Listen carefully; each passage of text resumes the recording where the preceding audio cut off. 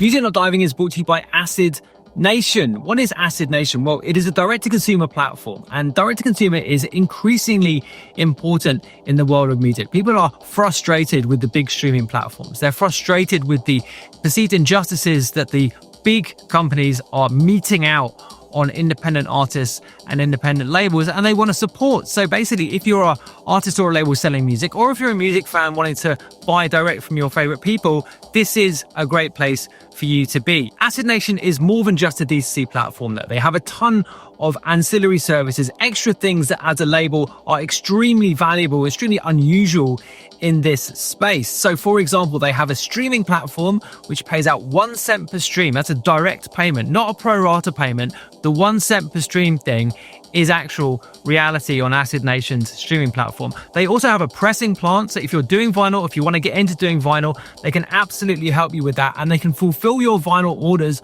on demand. So they can take orders in from fans and send them out via their shipping and fulfillment service without you having to do a thing. The best thing about it is they have the lowest prices to labels and artists selling on the platform of any player in the D2C space. We use them for hot flush recordings. Everything we do is up on there, and I couldn't recommend them highly enough. So head over to acidnation.com to check them out. This is Music Not Diving with Scuba. Welcome to the show. I'm Scuba. This is Music Not Diving. Okay, we are welcoming back a previous guest to the show this week. However, his previous appearance was under a different name. So Guy Brewer, aka Shifted, aka Carrier, joins me for a conversation this week on the phone. Previously, of course, of Commix too. So this is someone who's just got a really deep and varied catalogue of music behind him. And he's also someone who talks really well about music too. You may have heard the term business techno. Well, Guy Brewer coined the term business techno, something which I think he's probably heard just about enough about at this point. And we don't really mention it at all in this conversation until right at the very end. But amazing to have him back on. Like I said, a great talker, someone who has really original and deep thoughts about the way music works, about the way the business works, about the making of music. And he's got a great new album out as Carrier called Rhythm Immortal, which is a good place to start a conversation, isn't it really? So without further delay, let's get on the phone and talk to Guy Brewer, aka Carrier. Brought to you by acidnation.com. Carrier, welcome to the show. How you doing? Thanks for having me back again. Well, exactly, yeah, say welcome back. But previously you were not listed as Carrier, so let's so clarify this for a moment. I think during our last conversation, which I think must be about 3 years ago, I think it was before I put out the first Carrier record. We did discuss Carrier on that podcast briefly. I think towards the end, because it was 2023, and yes, I think you were just releasing the first release. I think. Yeah, I think I kind of alluded to the fact that some change was coming. Or I was about to do this, and I think probably at the time we spoke, I wasn't really sure if I was going to continue Shifted, or throw myself completely into this, which is actually what ended up happening in the end. Yeah. Tell me a bit about that, because I mean, obviously, a major topic of that previous conversation was how much you hate the techno scene. So, I mean, in that context, it's probably not that surprising that you decided to jettison Shifted entirely, right? Yeah, I suppose maybe a part of it is to do with my kind of misgivings about where the scene in general had ended up, but I think a larger part of it was probably to do with how I was feeling personally and creatively, and I think I'd hit somewhat of a wall with what I was doing previously with the Shifted stuff. And as we discussed last time around, this is not my first time making big change like this. Not your first rodeo. Yeah. No, certainly not. And I think it's I think I seem to go in 10-year cycles where I suddenly get the urge to kind of just burn everything down and start again. Which like from a kind of like, from one perspective, it's probably not the smartest idea. Like creatively, like it's been like really fulfilling, and I have no regrets about it now, really. But at the same time, it's quite a big move, and quite a, yeah, just it took a lot. It took a lot of kind of like, I suppose, blind faith, and maybe a certain amount of arrogance to think that I could do this. I mean, you absolutely you need, as any musician, I think, to have a pretty, robust sense of self-belief. Because, I mean, if you don't believe in it, like, why should anyone else, right? I suppose. To some Exactly. extent. This is true. And I think sometimes you do have to kind of have some trust in yourself, some trust in your instincts. And I think my instincts were all telling me that to really do this properly, I needed to make like a hard cut. I needed to say like, enough is enough with the shifted stuff, because I didn't want this to be viewed as like a side project. Like lots of people have little side projects that they dip their toes into, but I wanted this to be me. I wanted this to be, right, this is what I do now, and I think that was very important, just for myself as well, to know that there was kind of like no going back on it. And just to throw myself into something like entirely. Yeah, I mean, actually, I think that, I imagine, yes, very scary, and it is obviously a big step. But I mean, I think, looking at it from a sort of cold-hearted business perspective, I think it actually is the right thing to do, because, this is the complete opposite approach that I've taken over the course of my career, and I've muddied the waters so much with what I've put out as Scuba as to be completely meaningless at this point. I think no one, even people who regularly listen to this podcast, if they were asked to describe what I do musically, would find it pretty hard to give a coherent answer. And actually, the way music is now and the way everything is set up, you are absolutely rewarded for being, having a project that is very, very focused musically. And the more wide it spreads around, I think the more difficult it is, I think, for people to kind of get their heads around it. So I think, looking at it from my, label owner, how do we maximize the bottom line here? I think it completely makes sense, to be honest. Yeah, and from an artistic perspective, I kind of felt like I was dragging a lot of musical baggage behind me. I did that project for 11, 12 years. I mean, that's a good amount of time, isn't it? Yeah, it's a good amount of time. And yeah, I suppose that there are kind of decisions that you make along the way. You pivot off into different things, or there might be releases that you weren't quite so happy with, or like, the remixes that you feel like you shouldn't have done, blah, blah, blah, blah. And I wanted like a clean slate. I've always kind of like, I'm like most of us, an obsessive over music, and I've always kind of admired these kind of catalogs that are very concise and very purposeful. Like if you look at someone's Discogs and you can kind of chart the progression of an artist, but they don't veer off into some kind of completely random territory, or like haven't made any poor decisions, or decisions that might have been like motivated by just trying to keep like an influx of gigs coming in or whatever, right? None of us want to make those kind of decisions, but no, totally. Very few people avoid them entirely, don't they, really? Absolutely. And this is why I kind of felt it necessary to be like, right, there might be a certain element of like the Emperor's New Clothes with this. I think the music still sounds like me. It's still kind of got my kind of textural signature to it. But in terms of like tempo and feel and programming, and I suppose like the influences attached to it as well, it's quite different. Oh, it absolutely is. Yeah, I think it absolutely justifies a different, a completely different presentation for sure. Absolutely, but it obviously does still sound a little bit like you because it is you, right? Yeah. So it's going to be difficult to avoid that entirely. So what are the influences then? Because I've listened to a lot of this stuff, and in preparing for this, I went through listened to every track, and there are things that spring to mind. But from your perspective, what were the key kind of inputs into this?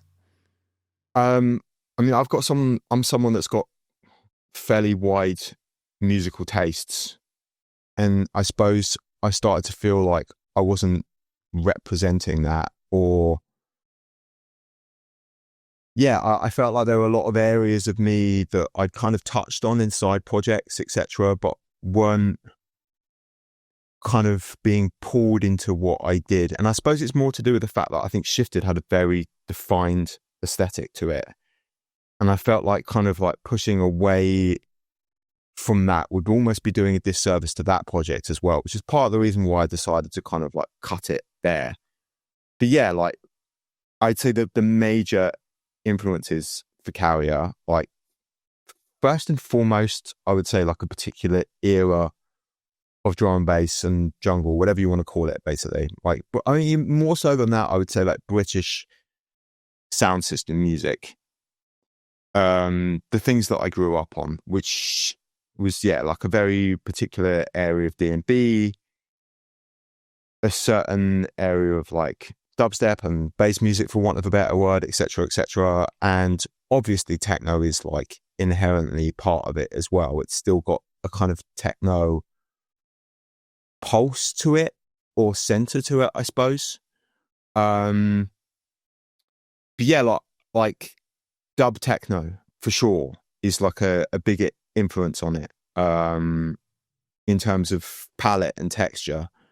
In terms of programming, it owes a lot to drum and bass, although it's definitely not drum and bass. I mean, there are a few tracks that kind of get close to that tempo, like kind of late 150s, but it's never actually, I'm never making drum and bass, Yeah, no, absolutely not. No, yeah. This is part of the thing. I didn't want it to be easily boxed in. I didn't want it to be like,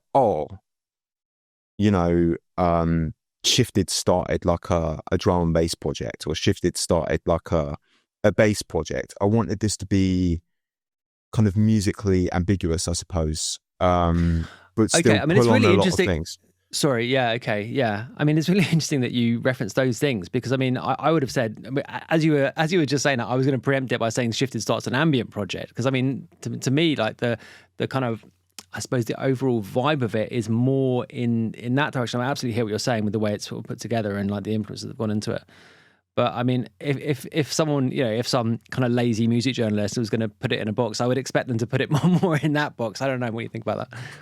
Yeah, I mean, ambient, perhaps. Like, it's definitely in the broadest possible delves, sense, I suppose. I suppose it delves more into kind of like experimental territory, sure. And these are, I suppose, the records that I'm still buying now. And when you say experimental music, it's such a sort of wide umbrella of things. It can mean anything at this point, and I think a lot of these things are influenced by more, let's say, dance floor focused genres. Things are like, deconstructed and reconstructed, basically, and you hear a little bit of this and a little bit of that in a kind of more experimental, more spacious context, basically.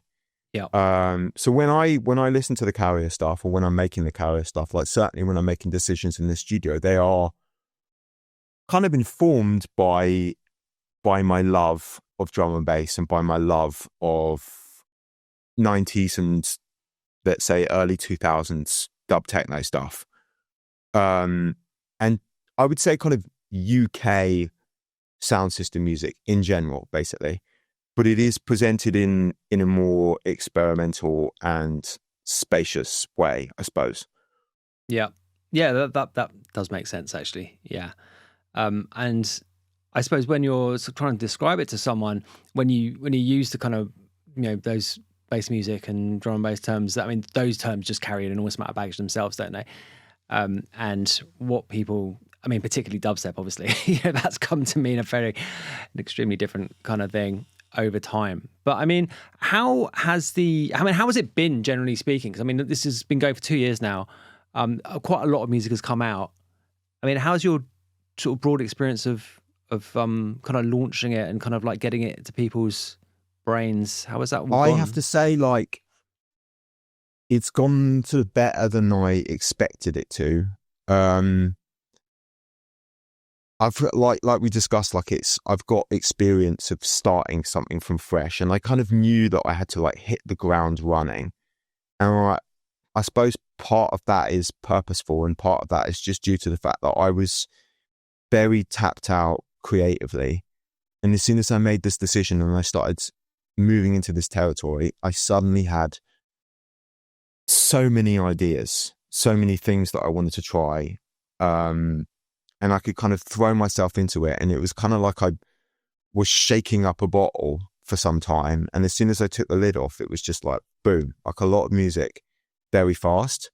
And so I put out quite a lot, quite fast. And so it's been like a nice mix of like the people that have followed me, and some of them since even before Shifted, even from like the Commix days, and people that can hear a little bit of that, and then people that are completely new to my output at all. So I've been pleasantly surprised, I think, particularly given the kind of the overall state of the scene now, or the industry now. I did not expect this, like, at all, like the amount of interest that's been around the project. But it's been amazing, like, how it's resonated with people and how quickly it's kind of built some traction with listeners, basically.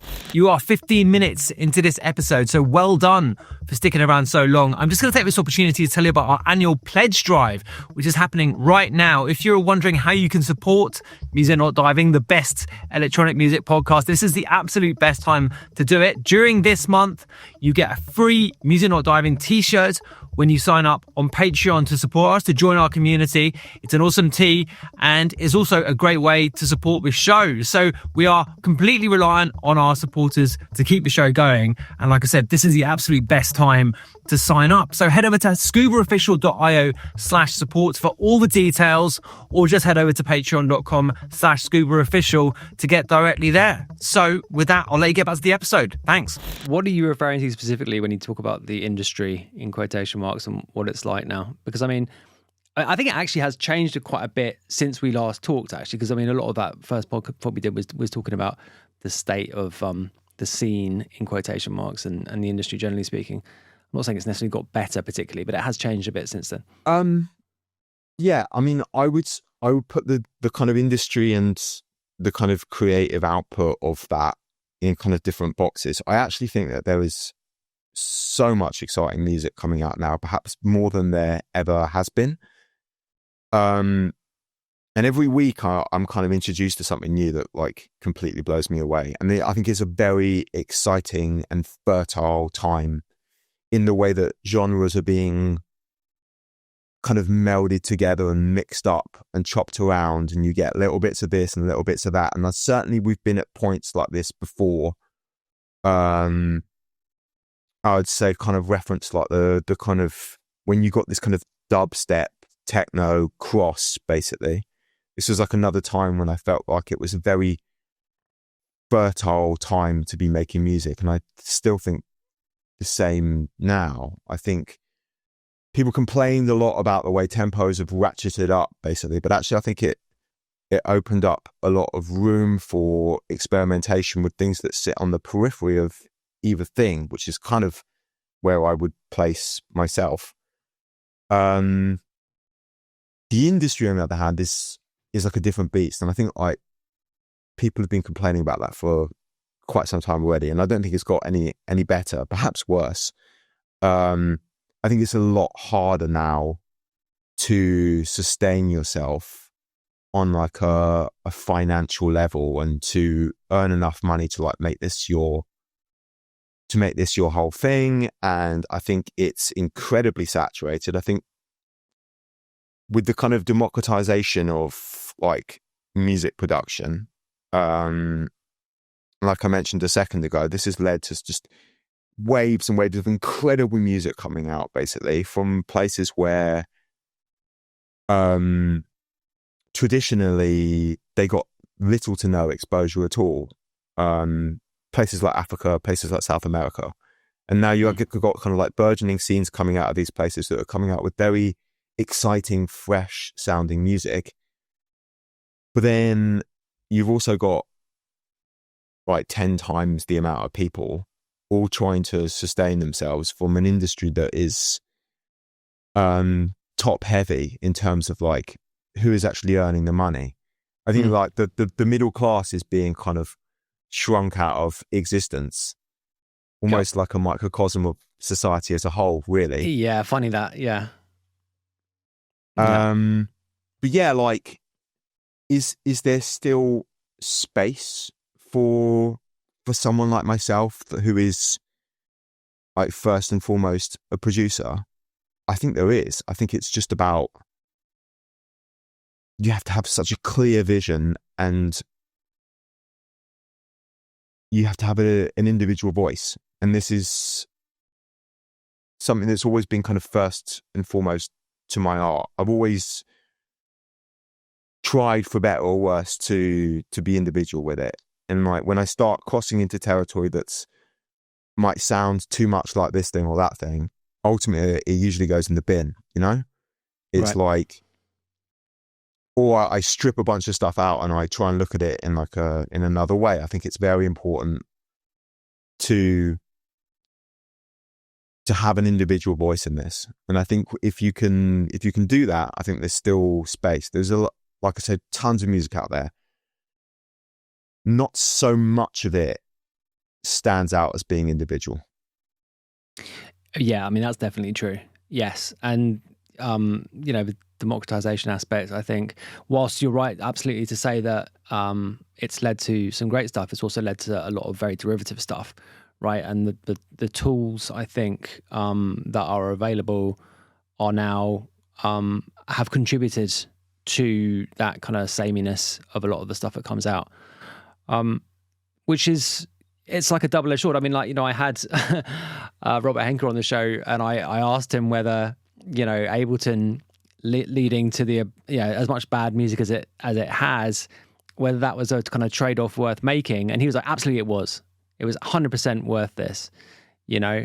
And I sort of agree with that, but I mean, with some reservations, I have to say, because I mean, like the problems that the amount of music coming out, that the problems associated with that are, I think, really substantial. And, you know, when you're talking about the ability of people to make a living out of this stuff, I think that's probably the most important factor, just the amount of ways this pie has to be cut, you know? And so, you know, like, I can probably just about get behind it overall, but I mean, it has, you know, there's many eggs have been broken to make this particular omelette, you know?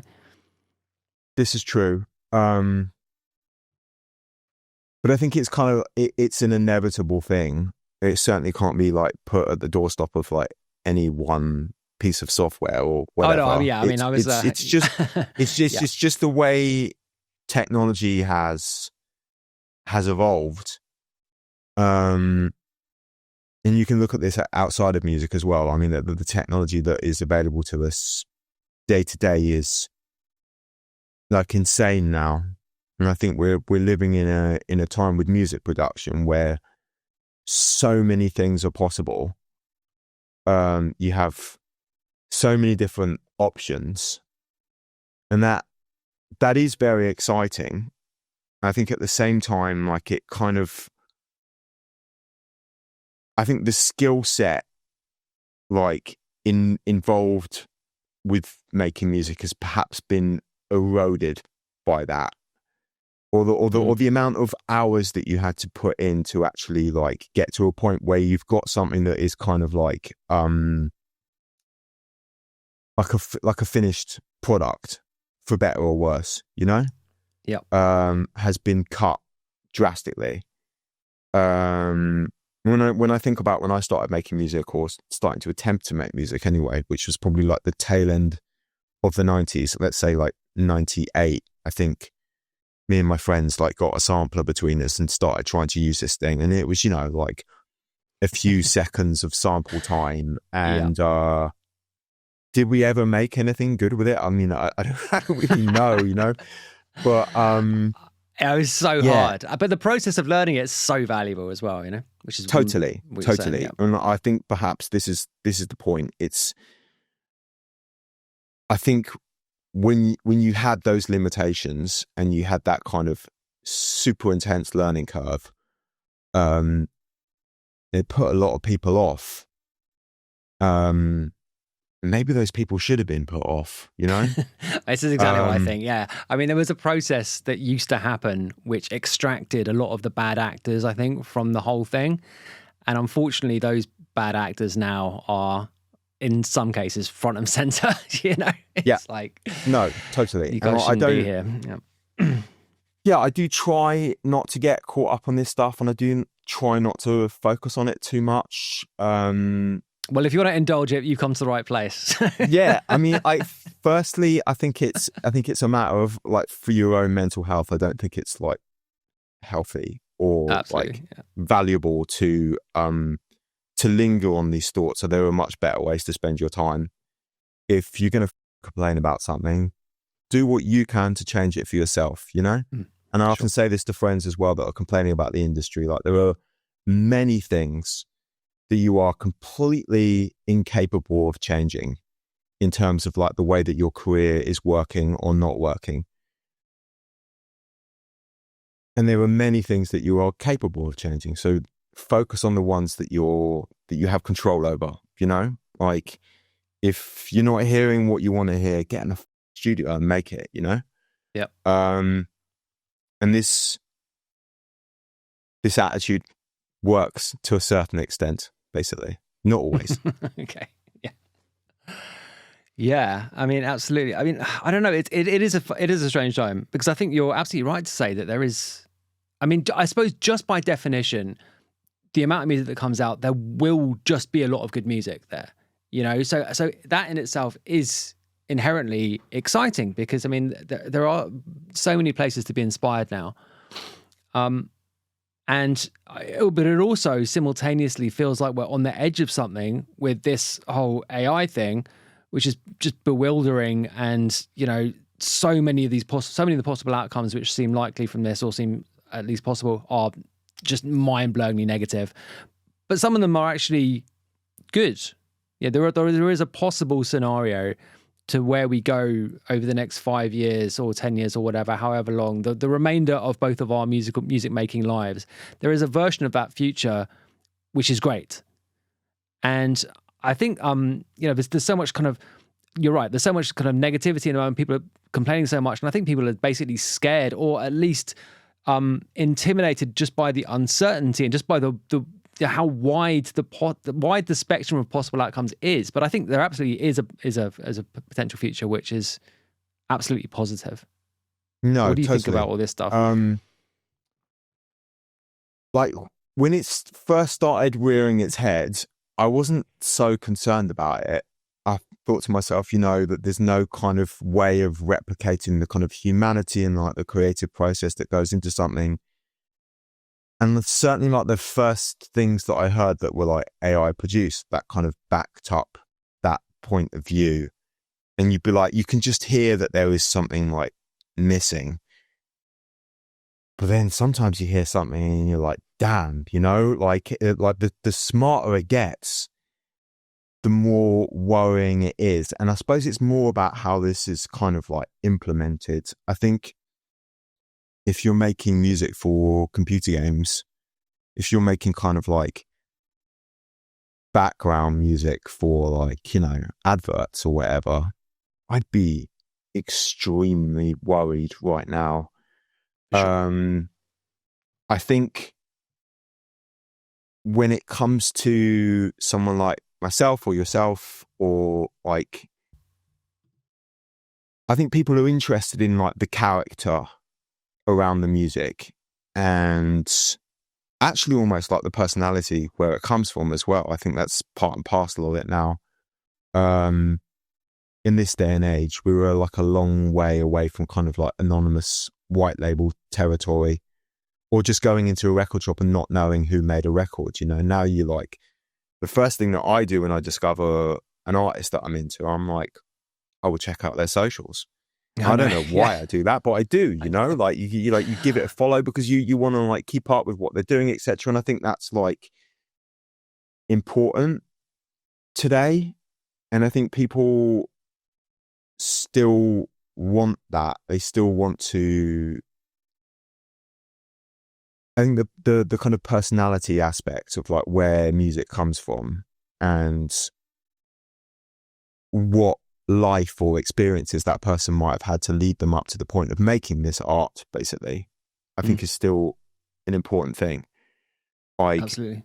Will it be in 2-3 generations time? I have no idea. But by that point, like, it certainly won't matter for me anymore. But yeah, like, what will it look like in 50, 100 years? I have no clue. But like talking about like the next couple of decades, I think there's still obviously room for, let me step back on that. I don't think there is room for kind of like AI,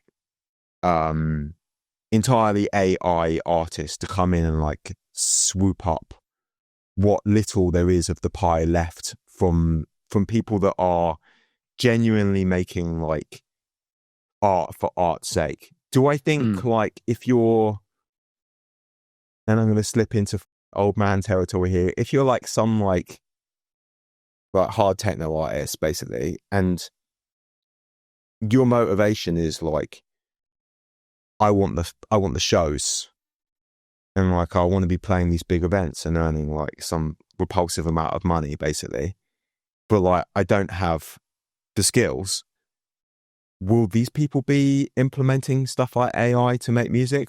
Probably. But like, yeah, it just doesn't matter to me. This stuff is so far from what I consider myself part of that it's like, it's so completely like disconnected from what I do that it just doesn't matter. Sure. I mean, I think with that sort of area of techno now, I think that the relationship between releasing music and getting shows has now been completely severed anyway. You know, I think techno now, of sort of the big room variety of techno, is essentially music made by, you know, probably the same kind of people as it always was, but played by conventionally attractive middle and upper class white women, basically. I mean, those two things are basically, I think, sort of divorced from each other. And the idea that you can make a, you know, techno banger now and it will lead to you getting booked for Awakenings, I think those days are just gone, you know? And I think it's like a certain, I even think it's about like, I don't think it's about gender. I just think it's about like, are you cool? Are you able to kind of manage your socials in a way that which the people will look at you and be like, this is an identity that I can like buy into, basically? Yeah, no, you're right. And like, and, you know, do like the bros want to be me? Like, do other girls look at someone and be like, oh, you know, she's attractive, whatever. I kind of get behind her vibe. I think that's really it with this type of music, and like the kind of the art or the music behind it just doesn't. It's a lifestyle thing now, basically. Yeah, the whole thing has been kind of repackaged as a lifestyle brand. Yeah, basically, it's kind of like it's just wanting to kind of associate yourself with one tribe or another. You know, like this is how I see myself. This is the kind of like aesthetic that I want to put around myself, and I think people have.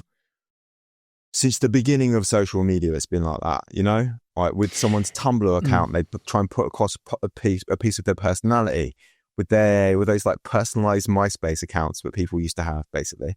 Yeah. They didn't want just like the standard layout. They had to like like glitz it up somehow. And kind I mean, of you had to learn HTML to do that. I remember trying to do that on my. It's true. There was like a amazing. certain skill set attached, but like now it's, yeah, like people just want to put across a piece of their personality or a piece of how they want to be perceived. And I think this isn't just hard techno, you know? Sure. This I mean, is as like, you alluded to, though, it's not all bad, I think, that development. And I think like the attachment of the kind of personality and the, you know, the identity, for want of a better term, of anyone who's making art, the ability of them to project that in a way which is true to them, and true to them in, you know, quotation marks, it's not such a bad development necessarily. I mean, we've talked about this on the show before, like, you know, previously having to, you know, wait for press day and interviews to communicate what you know, are trying to say with your music, and then you get, you know, misquoted and they, you know, make it seem like a complete, and like, you know, I've had that so many times. But with socials, you have control of the message in a way you just didn't before. So this is true. Absolutely, this has led to some bad outcomes, e.g. what you were just describing. But also, you know, it's led, I think, some people, a lot of people, in fact, to be able to communicate what they're trying to say artistically in a more accurate kind of a way, you know? No. And I mean, just in terms of like being able to put your personal stamp on things, I do think this is important. And like an aesthetic tied to music it's inherent to how it's perceived. It is. And like, even when I mentioned these kind of like hand stamp white labels, basically that was an aesthetic. Totally. And it was an aesthetic that people like bought into. Like being anonymous, that was an aesthetic. Yeah. And like, sometimes it can put more weight behind the project. It can. Like if you go on someone's socials and it's presented in a way that kind of like, that resonates with you in terms of like the way the artwork is, like your press photos, how they're shot, etc., etc. Like it all ties in to how the music is perceived at the end of the day. It does. Absolutely. Like, and like, is that a good thing? Would it be better if it was just taken on, you know, for the sake of exactly how it sounds? Probably would, but like, I think we're a long way from that now. I mean, I think it's always been that way. Yeah, exactly. I don't think it ever did. Yeah, totally. Like, I mean, we're back to like, you know, the Beatles and, you know, legendary publicists and all the rest of it. Exactly. Right. If you were in San Francisco during the 1960s and hanging out on like Haight-Ashbury, there'd probably be like a bunch of photographers that like you'd want to work with because they were able to, because they'd work with other artists that you liked, basically, and were able to catch you in a certain way. And being on a particular record label would still hold the same weight because, I don't know, they'd also signed Joni Mitchell or whatever, you know? It's always been there. It's probably been there since before that too. So I don't think this is anything new. It's just the way, at least people have control over it now. Like you are right to say that. At least like it's been democratized and there's no middleman, you know? Yeah, I mean, like the term democratized, it always has, but it's usually used in a positive sense, right? And usually I think it is positive. But, you know, the kind of big tech mentality absolutely underpins that movement in a way that I think is probably not discussed as much as it should be. I mean, I did put a podcast out this week when I talked about this in relation to, you know, what we're talking about with distribution, and, you know, the big tech idea of everyone who is a user of a platform also being a supplier to it, right? So, and this manifesting in streaming, like, you know, as many people being artists as well as listeners as possible, absolutely, you know, is part of the business strategy, you know. Yeah. But this, on the one hand, is, I think, good for people. Like, it's great that people are able to make music. It's good for the soul to make music. I really believe that. But is it good that it's then able to be presented in exactly the same way that, you know, the most successful or, you know, accomplished musicians in the world are able and do present their music on these platforms? And, you know, I suppose it just kind of is at this point, you know. I don't think there's any kind of like getting away from that. And like, you are right to say that, like, I think within electronic music, like a large like portion of the people that are listeners are also aspiring musicians themselves. Yeah. I think it just means you have like a more engaged audience. You have an audience that gets it more, and are able to understand the kind of subtle intricacies of it. Because I don't really know like what to sort of like normie music listeners do now. I don't know. Well, I think, like, I think basically the difference is, and I think this is true for, you know, club music generally speaking, like electronic stuff. These are not songs, and people, I think the average music fan connects with a song above everything else, and a singer, and this it's is the kind true. of emotional projection of that singer and that song. And you know, there is obviously emotional electronic music, but this is not the primary, I think, connection that people have with it. You know, and so I mean, I totally agree with you that it's great that people are engaged and people are trying to do it. And you're absolutely right. I mean, the vast majority of people who I think follow, or like, you know, people like us are also DJs and aspiring DJs, and I think that is good. You know, I think that's a kind of a healthy. I mean, this term "scene" is a bit of a weird one, but I mean that's the scene, isn't it? It's people who are engaging on some level. You're a fan to some extent. You're a participant to an extra extent, and you're going to shows, but you're also playing at shows. I mean, this is good, right? This is healthy, I think, generally speaking. But like I said, the problem is when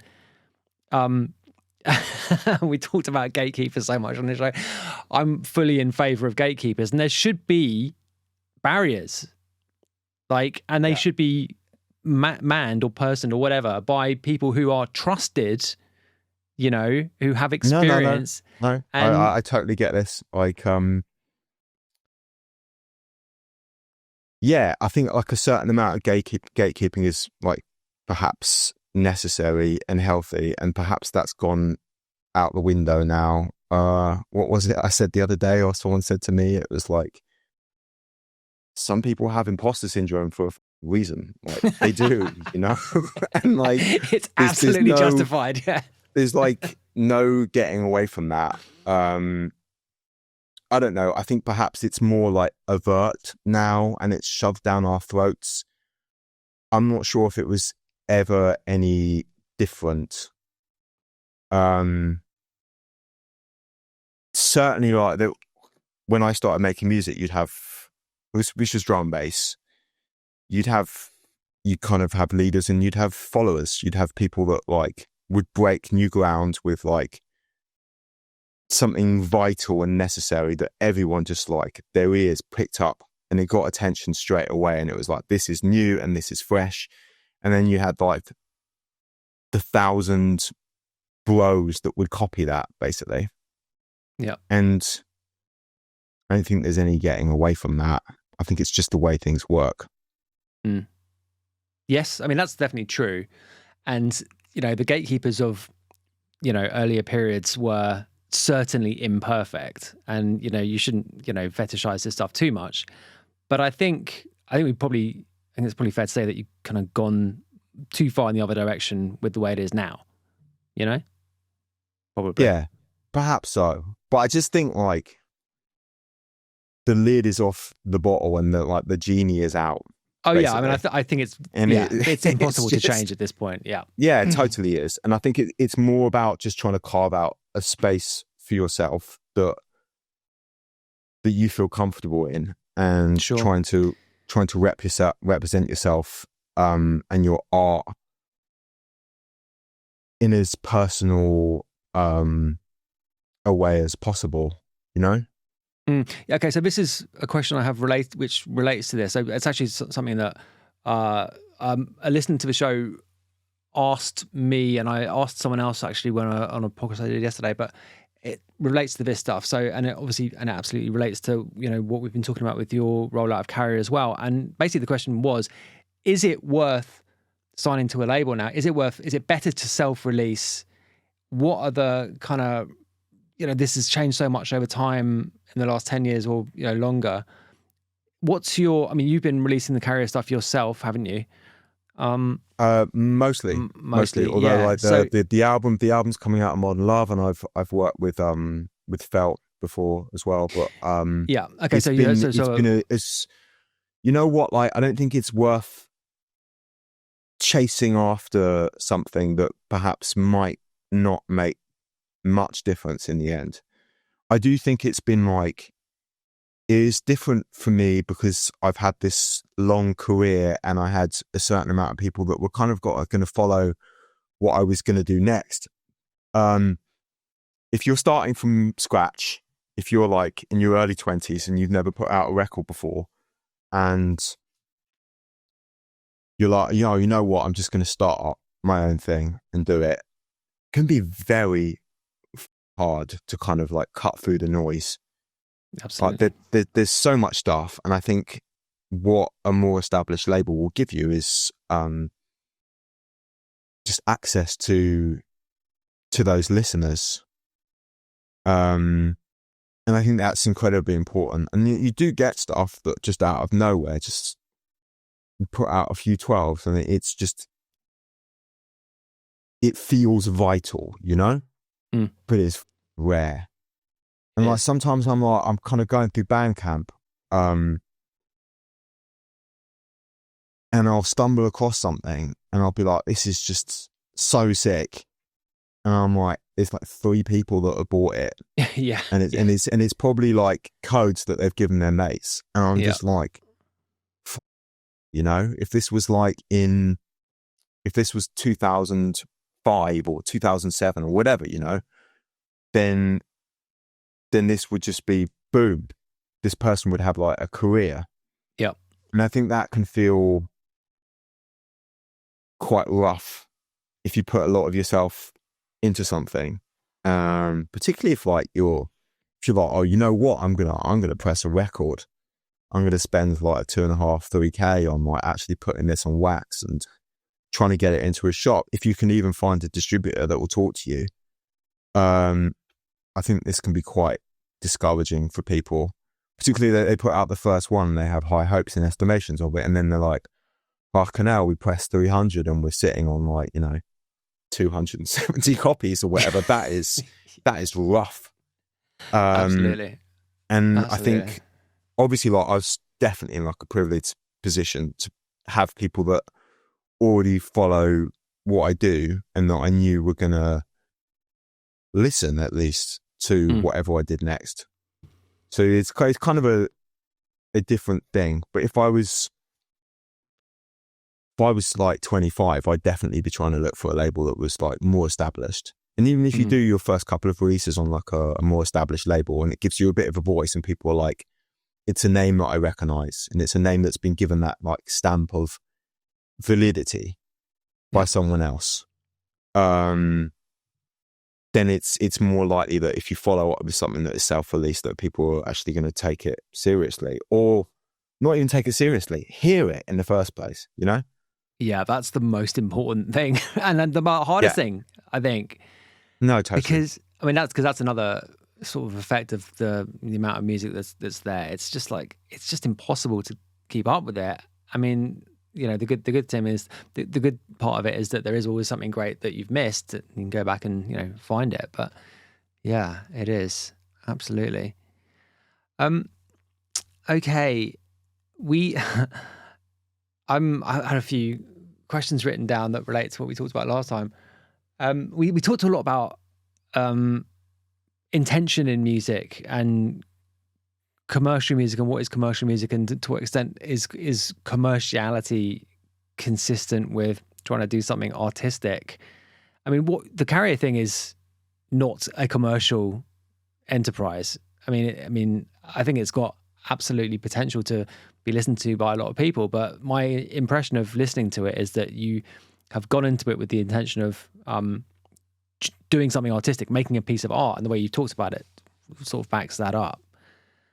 Yeah, I'd say it's wanting to get back to a feeling that I used to have that I felt was missing. and like a feeling that I kind of knew I could only really get from starting from scratch again. And so, yeah, like it's just about doing something personal and doing it for the right reasons. And this is something that I felt I'd lost. Certainly, like it's not like a commercial endeavor. If it is, it's a failed one, you know? Well, you know, the album's not out yet. That's not preempt it. Yeah, I mean, it's just about wanting to do something on my terms and not on like industry terms. Not trying to like tick a box. Like really, I just wanted pure intentions with something. And like, I felt like the waters were too muddied with what I'd done previously. That's really it. And like in doing that, and in kind of like the sort of process of trying to work out what it was that I did want to do, and kind of going back to records that I hadn't listened to for a long time, and realizing that I still had the same feeling around those records that I did when I was like 16 when I bought them. I think it kind of reinforced like what I wanted to do. I just want to make stuff that is still going to be valid and still has this kind of like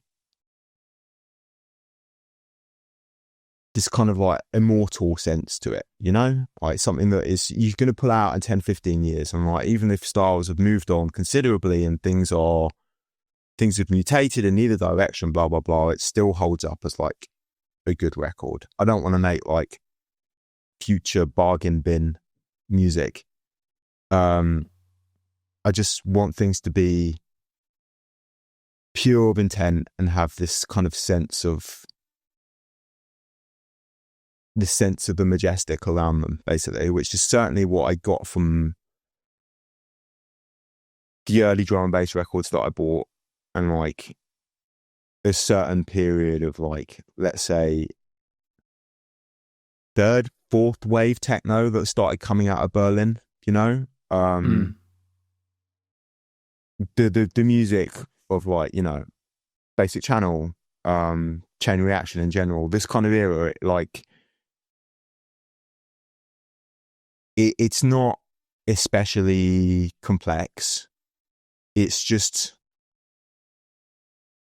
taps into something like very special, somewhat naive, but just totally majestic. That's the best word for it. And this is like the chase for me, and certainly not something that I think I like achieve. But I just want that feeling of like simplicity, but also sounds more complex than it is, basically. And this is always what I chase in the studio. It's like, as soon as things become too fussy, like, bin it. Like, quite often when I'm making music, like the kind of final hurdle for me is deciding what to delete, and like trying to take it down to those like bass elements, basically. Yeah. Like never more than a certain amount of channels, and the arrangements are very simple. It's not doing anything particularly fussy, but it has like something intangible about it that makes it special. And this is the chase. This is like the search for sure. Yeah. I mean, I think generally speaking, subtracting is always better than adding when you're making music. As a rule of thumb, you know? It's the easiest thing to do, to like, it's not quite working. It needs something else. It needs something else. And like, I'm quite rigid in that. I just kind of like torture myself with things, like with trying to like keep it as reduced as possible. And it can be the smallest little thing that suddenly makes something work. And I think that's super exciting. Yeah, you know, like true. It can be like, you know, turning the reverb wet dry up like by 10% on like one sound in it, and you're like, boom, you know, that is what I've been looking for. And like, yeah, it's very easy to just keep adding and keep adding and keep adding, and like, yeah, you just have to be like rigid in kind of like your vision of something, I suppose. Yeah, absolutely. Just to get technical for a moment, I mean, has your process of making tunes changed with this new project? I mean, looking at presumably you're in the studio now, I'm looking to see some stuff in the background, but I mean... Yeah, I mean, like, I think certainly like the last few years that I was making Shifted, I went down the kind of modular rabbit hole like a lot. And I was getting to the point where like the patch would be kind of 80% of the track, you know, or I have like a big patch set up. There was more there than there was. Like I've got rid of like a bunch of stuff now, but like, yeah, it got to the point where I just had like a bunch of lines coming out of the modular system, and they'd be going into the computer, and there'd be some computer processing going on and whatever, and I'd kind of like capture like a large recording, do some editing, and that would basically be the track. And that is gone now, like for the carrier stuff. Like I'm actually obsessed with sampling again, like, okay, which is certainly like how I started making music. Like most of like the Commix stuff, for instance, was done in Reason, and was just using like the Reason sampler. And then when I first got a copy of Ableton, the early Shifted stuff as well was primarily about just twisting around drum samples and like making like rhythmic patterns with them, and then processing things. Like synthesis was never like a big thing for me until I got like quite heavily into modular stuff. And even with then, like I don't really like the sound of like a clean synthesizer. It needs to be like eroded in some way and like pitched out of its usual range, completely out of its usual range, before it starts to become not interesting, but like before it starts to fit into like the kind of aesthetic or vision of what I have for something. When people talk about like, oh, it's very textural, I'm like, the kind of first thing that you think when you think about that is thinking about like field recordings or like dusty samples, blah blah blah. But like a lot of that is about finding like the texture in an oscillator, or finding like a hidden texture in like a hi-hat, whatever, just from degradation and resampling and interesting processing, basically. Yeah. So this is certainly the direction that like Carragher has gone in, but almost everything starts with drum programming. And like quite often, like with the modular system, like I'll make some sounds, but quite often, like even how it's programmed on the modular, it won't end up like that. It'll be rechopped and then chopped again, and like sometimes like I'll get to a point and I'll just be like, actually I really like the way this is programmed now, but I need to completely swap out that sound. And like it might be something that I spent ages over, you know, but like the sound needs to go regardless, and it'll be like replaced with something. So I'm still using the modular system, but it's more like a jumping off point. It's never like left like that. Yeah, like resampling and samplers have become like much more important to me, and I think this is probably like the biggest thing that I take from my days making drum and bass with this project is like the use of samples and like how to chop beats, etc. Yeah. Are you doing all this stuff in the box, or do you actually have a sampler? Yeah, I mean, so I've got like a modular sampler here, which I use like a bunch. I use the Electron Octatrack a lot, which is it's like must be 15-year-old machine, maybe even longer than that now, basically. But it still does something. It doesn't even like the converters on it don't sound so great. It's not like having like an older Kai or an Emu, basically, where it sounded pretty good coming straight out of the outputs. It needs some coaxing and some work, but it's got lots of little like weird idiosyncrasies that make it an exciting machine to work on. And it's kind of like the way I use it, I kind of use it like a kind of experimental looper, basically. And it kind of spits out happy accidents. This is my experience with it, basically, particularly for rhythmic stuff. Yeah. Nice. Yeah. I mean, I mean, the modular thing is something that I've purposefully never even dipped my toe in. Is probably smart, yeah. Yeah, right. I mean, I think, I mean, the way you described using it for the shifted stuff, I think is, I mean, there seems to be a whole genre of techno now, which is kind of that. You know, and some of it's great, actually. I mean, I've absolutely played around with other people's modular rigs, and it is definitely fun. I mean, I think people, you know, occasionally or maybe quite often disappear down some kind of rabbit hole. No, I think it's totally easy to just never really get anything finished. And like, it sucks time, you know. You turn that thing on and like it's kind of the enemy of like fast working, if you ask me, unless you're very switched on with how you use it. You can quite often I'll come up with something interesting within like the first like 20 minutes, half an hour of switching the thing on. And then I'm still tweaking an hour and a half later, 2 hours later, and now it sounds like, you know, it's like it's very easy to do that. Yeah. So like my kind of rule is like, as soon as I switch it on, I just hit record. Right. And then like, it'll be a case of like going through recordings, like chopping up this section or that section. And then what I'll quite often do is then I'll take that and I'll put that into the Octatrack or resample it within the modular itself, or just within Ableton, like stick it in a sampler and slice it up and use little sections of it, basically. Yeah. Yeah. Well, I mean, I have to say, I've very much enjoyed listening to the Carrier stuff. And thank you. It seems like, yeah, you've really hit a pretty rich seam with this.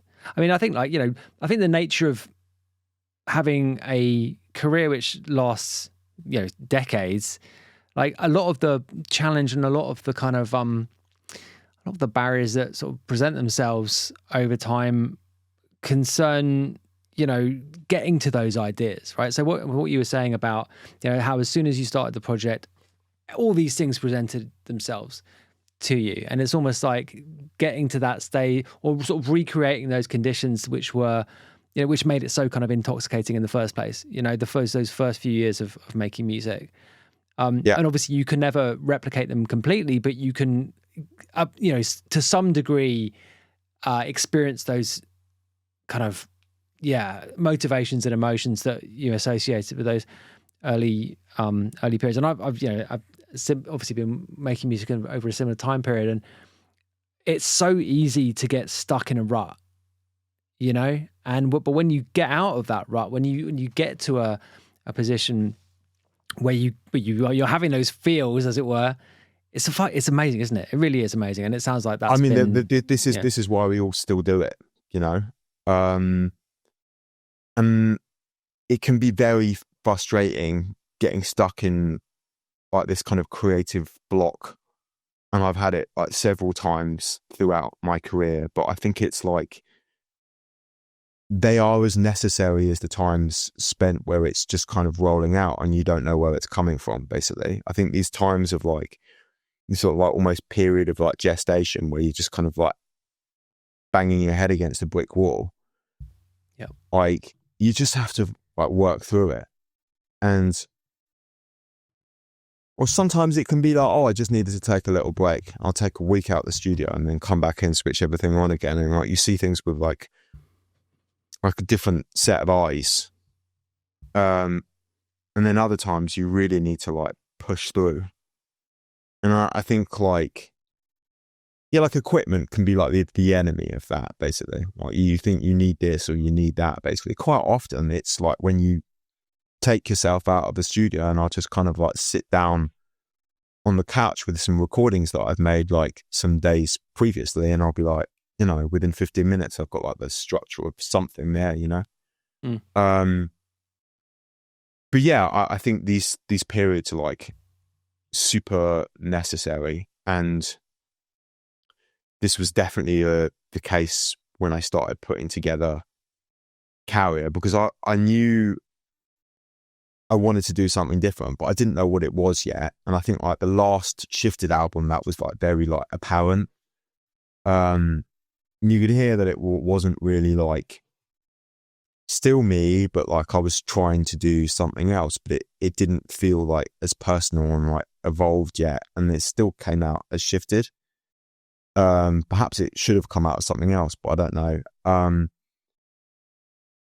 But I was just kind of like messing around with like new ways of programming, basically, and not new, but like new for me. Yeah. And trying things that trying tempos that I hadn't tried in a long time, and using bits of equipment that I hadn't switched on in a long time. And like, it didn't take so long. I think it probably took like a year before I started having like an outline of what it was that I wanted to do. But this has become like more defined release by release, I think. Yeah. Let's just finish up by talking about the album in particular. It will, I think, be out by the time this podcast goes out, so people will have had a chance to listen to it. It's called Rhythm Immortal. As you said, it's on Modern Love. As an album, I mean, you've just talked about, the last Shifted album and how maybe that didn't feel quite right to some extent. Like, can you compare it to previous LPs that you've done under the various projects? How does it measure up? Or how's it, the process, how is that different or similar, and how do you feel about it? I suppose it kind of feels like just me reaching a point, basically. Each one of the 12s has kind of gone in like veered off in slightly different directions, and I think the album was written over about a year, but probably like the intense period of it much shorter than that, probably about 4 months or something. But there were like a few things that I'd put aside from kind of previous sessions, and like things that I'd thought about putting on like a couple of the other EPs, and then just been like, this doesn't feel right, but I know there will be a point where this matters. I kind of had like an idea of what I wanted it to be. Not that I can kind of succinctly put that into words, basically. But it shouldn't ever really be like a big struggle. Like, at least like with the way that it comes together. And not to say that it's not like a lot of hours and like hard work put in, basically. But I think it's usually quite obvious when it's not right and when it's right, in terms of like how many tracks you've got, how things lead into each other, whether or not something should be included at all.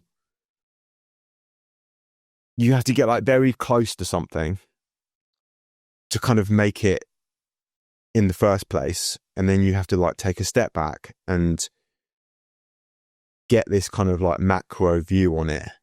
And I think that's quite a hard thing to kind of like switch between, this kind of micro and macro way of doing things. How much A&R input did you have from a label, if any?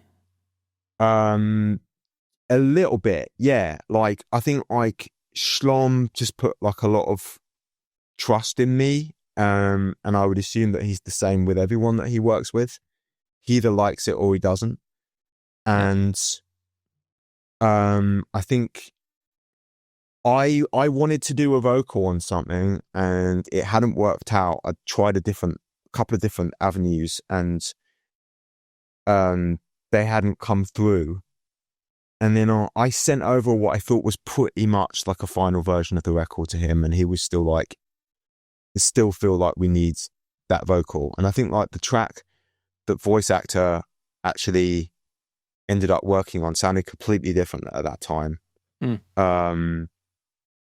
So I literally spent like a couple of days like reworking something, and sent it to her. And I think I got like the stems for her vocals back like maybe 48 hours before we were supposed to mastering. And I think it's just one of those click moments. You have those click moments in the studio where you're working on like an individual track, and then you have one of those click moments when you're working on like a project as a whole, when like you put one track in and like it makes everything else make sense around it. Yeah. And that was definitely one of those. And I think that was certainly like an A&R push from him. He was kind of like, we still need that. And then actually when I started thinking about it, she made so much sense with kind of like the sound of the record in general, basically. Yeah, I mean, that's such a familiar observation to me. Like, you know, having something which changes the perception of the rest of the material. I mean, I've in my own. It's been a long time since I made an album. Now I'm actually trying to make one at the moment, but let's not talk about that. But I mean, I often found that like at the end of the process, you're like, oh no, we need something else. We're missing some kind of stylistic note here. And often I've made a track at the very last moment that's kind of made the rest of it make sense. Yeah. And it can also be quite difficult to achieve because you're after something far more specific at that point. And that is much harder than just going in the studio and kind of like seeing what sticks and just writing, you know? Yeah. Like, so having that kind of like, elusive last track can often be like the most difficult part. I've certainly with previous projects, I've been like stuck on that for like months, basically, like knowing that it wasn't quite right, but kind of just not being able to get myself in the right headspace to like make something that actually slots into that like position and like makes it feel like the whole. Yeah. I mean, there's a reason that making albums is hard. I think the music album format is one of the hardest artistic things to achieve. Totally. Like, I mean, yeah. It's definitely harder than making a good movie. There are far fewer great albums than great movies. Like, I mean, it's just very difficult to do well. And yeah, I mean, anyone that even tries it, I think, deserves respect just for the, you know, just having I think a crack. it's like anything that is worthwhile is going to take a certain amount out of you. Yeah. And I think that's like super important and necessary. And like, yeah, like anything artistically valid should not be that easy. And I suppose this comes back to some of the points that we touched on earlier on, basically. Like, it should be a struggle to a certain extent, you know? It shouldn't be easy. Absolutely. Well, listen, man, I think you made a pretty good stab at it with this one. Honestly, it's really, really good. Thank you so much. Appreciate it. Enjoyed listening to it. Yeah, man, and thanks for coming back on the show. It's been great thanks to for talk to you having me. again, man. I enjoyed it. Yeah, absolutely. So, I mean, thanks. just last question. Is it one of the things you said on the last pod we did was it's all business techno? Is it all still business techno, Guy? Just reiterate that I haven't thought about this in a while, but I hope not. Yeah. Just to reiterate to the audience that you are the originator of the of the term, right? I thought we were going to get through this interview without mentioning that, but you managed to get it in right at the end. Yeah, mate, it's an important part of the brand. Perhaps not. Anyway, thank you so much, mate. Cool, mate. Thank you so much.